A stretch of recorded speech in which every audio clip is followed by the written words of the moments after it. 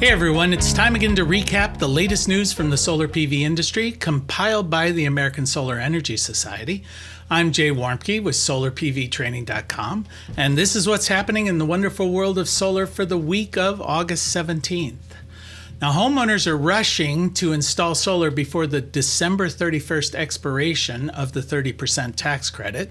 The surge in consumer activity follows the passage of H.R. 1 on July 4th of this year and its elimination of the residential investment tax credit at the end of 2025. Homeowners have through December 31st to have their systems installed to claim the 30% federal tax credit, which represents about a $9,000 savings on typical installations. Overall, EnergySage saw a 59% month-over-month increase in registrations for potential customers from June to July, and a 205% year-over-year increase in homeowners actively working with solar installers. Solar installers are also dramatically being impacted by the urgency to go solar. A recent survey conducted by EnergySage found that 35% of installers expect to stop taking new customers as of October 1st, and 9% of solar installers have indicated that they've already reached their maximum capacity for 2025. On August 15th, the Department of Treasury released new guidance related to safe harboring of solar projects under the investment tax credit. Safe harboring allows companies to demonstrate a good faith effort at starting solar projects in order to secure the applicable tax credits for that year. In the past, the Department of Treasury has accepted what is known as the 5% safe harboring rule, which determines that a project is under construction if the developer has spent 5% of the total anticipated costs of the project.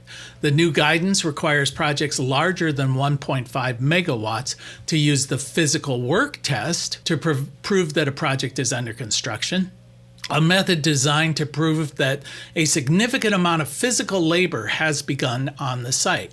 One concern of this rule change is that this is subjective as to what constitutes a significant amount of physical work.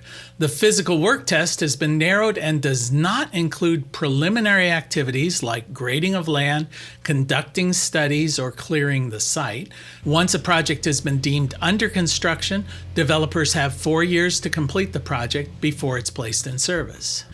The U.S. Department of Energy's efforts to prevent fossil fuel power plants from retiring could cost ratepayers about $3.1 billion a year starting in 2028, according to a report released Thursday by Earth Justice, the Environmental Defense Fund, the Natural Resources Defense Council, and the Sierra Club. This report confirms that the Department of Energy's unlawful mandates amount to a self-inflicted rate hike in nearly every region in the country. Ted Kelly, director and lead counsel for the U.S. Clean Energy Council at the Environmental Defense Fund, said in a press release, "These dirty and expensive fossil fuel plants were slated to close for a reason. They cannot compete with cleaner sources of energy that are more affordable and better for your health." The states with the highest potential annual costs by 2029 incurred by keeping these power plants open are California, Texas, Colorado, Michigan, Louisiana, and Illinois. The Arizona Corporation Commission voted to initiate formal steps required to repeal Arizona's Renewable Energy Standard and Tariff, or REST. Solar advocates see this as another setback for the state's transition to clean energy. The REST rules were passed by a majority Republican commission in 2006 and require utilities to source at least 15% of their electricity from renewable sources by 2025.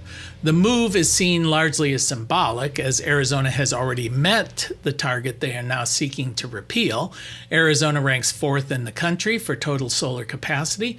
Roughly 1 in 5 Arizonans use rooftop solar to help lower their electric bills, and the state receives over 20% of its electricity from renewable sources.